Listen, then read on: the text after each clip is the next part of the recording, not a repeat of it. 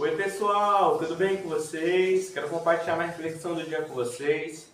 Uma palavra que eu espero que fortaleça sua fé, que te aproxime mais de Deus e que, irmão, a partir dessa reflexão, você possa perceber muitas coisas que possam estar acontecendo na sua vida.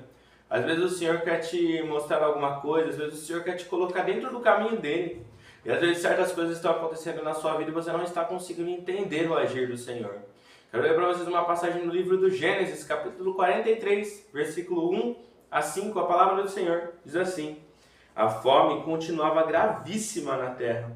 Quando eles acabaram de consumir o cereal que tinham trazido do Egito, Jacó disse aos filhos: Voltem e comprem mais um pouco de mantimento para nós.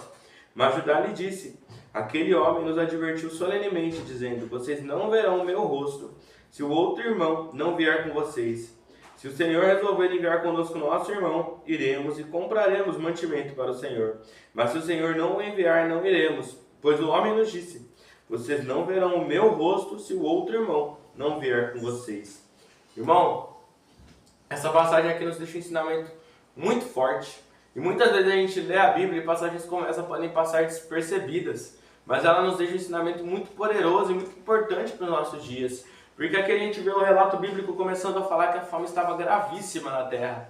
E apenas para você entender o contexto, antes dessa passagem, aqui está se falando dos irmãos de José. Os irmãos de José, eles haviam ido ao Egito comprar mantimento, aquela famosa passagem no qual José, ele reconhece os irmãos, mas não mostra, não revela a eles que ele de fato é José.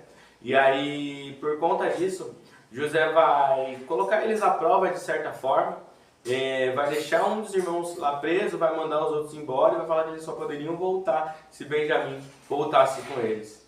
E dentro desse contexto, o capítulo anterior termina com Jacó um pouco desesperado, porque Jacó não quer mandar Benjamim. Benjamim foi o único filho de Raquel que havia sobrado a ele. Ele não tinha vontade de mandar Benjamim, porque Jacó até então achava que José tinha morrido, assim como os irmãos de José também achavam que ele tinha morrido. Mas é interessante que aqui a gente vê que se não fosse a fome estar grave na terra, essa pressão que a fome estava fazendo, Jacó não teria mandado os filhos voltarem.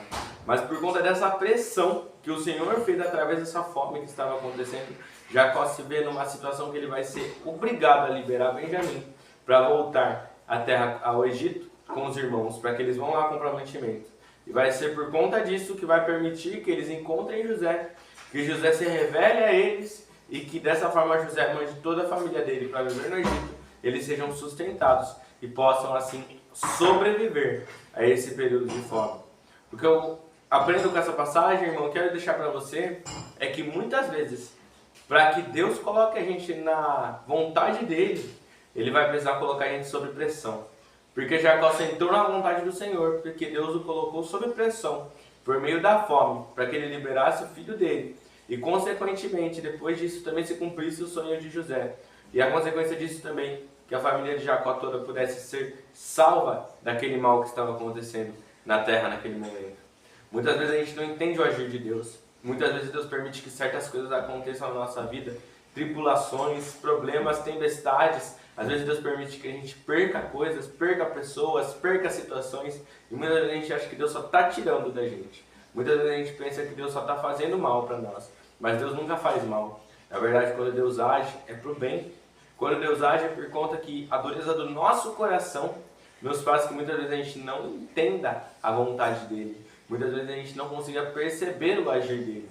Mas Ele está agindo para que nós possamos entrar na vontade do Senhor, na vontade dEle. Então, irmão, se você tem passado por um momento de tribulação, por um momento que parece que tudo está dando errado, que você não consegue entender o agir do Senhor, apenas confie, porque Deus é bom, Deus é fiel, Deus é amor. E Deus tem os melhores planos para a nossa vida. E muitas vezes Ele vai permitir que a gente passe por tempestades, mas tudo isso para que a gente possa entrar na vontade dEle, que é boa, perfeita e agradável.